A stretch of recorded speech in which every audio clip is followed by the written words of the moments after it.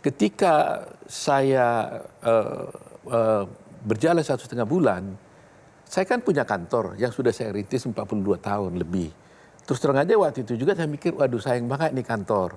Nggak ada yang meneruskan. Kebetulan saya punya anak, ada 2 orang sebenarnya yang jadi lawyer, tapi 1 perempuan dia nggak aktif. Hanya 1, ya Yakub Hasibuan kan. Nah waktu itu dia pulang dari Amerika, setelah pulang dari Amerika sekolah, suddenly dia bilang pada saya, dia tidak akan mau jadi lawyer, dia mau berbisnis.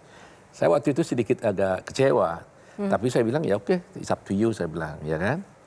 Tapi ketika saya memutuskan menjadi Wamenko, 1 bulan kemudian setelah itu dia bilang, "Pak, saya tahu kamu mau berbakti di sana. Saya akan mau tampil jadi lawyer lagi, saya ambil kali kantor." Yakub Hasibuan. Iya, jadi akhirnya dia yang meneruskan kantor saya. Apalagi sekarang Bang Yakub ya, ini menjadi kuasa hukum kasus ijazah Pak Jokowi. Iya, itu betul. ada peran Bang Otto nggak di situ? Enggak, sama sekali karena dia sekarang kantor sudah diambil alih sama dia total. Saya nggak pernah ngurusin itu kantor lagi. Nggak berkonsultasi atau memberikan nasihat. Ini kan yang ditangani mantan presiden loh. Iya, Kasus besar, artinya Bang. dia yang sebagai dia kan main leadernya di sana.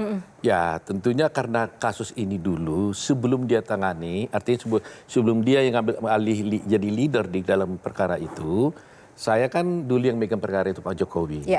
Kira-kira 2 tahun yang lalu, pada waktu itu Pak Jokowi masih presiden, ya kan? Nah, waktu itu saya tangani, Yakub ada di situ, tapi dia masih belum aktif karena dia nggak mau jadi lawyer sebenarnya.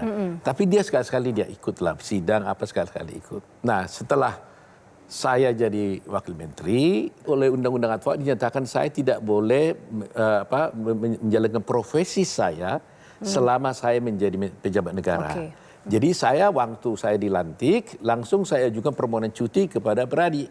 Jadi itu sebabnya mungkin banyak sekali waktu itu kasus-kasus saya tangani di tengah jalan, termasuk Jessica, ada macam-macam lah ya, termasuk kasusnya Vina.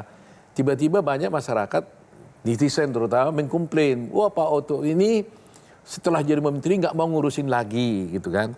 Sebenarnya saya bukan tidak mau ngurusin, tapi memang undang-undang mengharuskan saya tidak boleh lagi berpraktek.